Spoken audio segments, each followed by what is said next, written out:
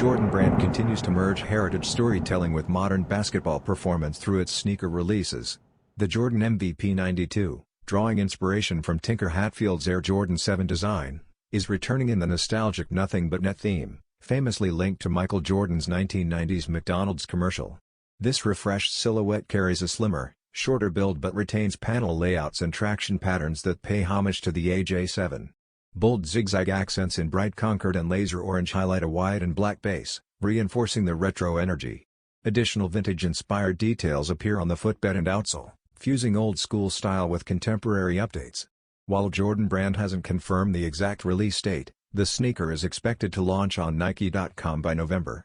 Until then, fans can revisit the iconic commercial and official images, anticipating a drop that blends basketball legacy with cultural storytelling.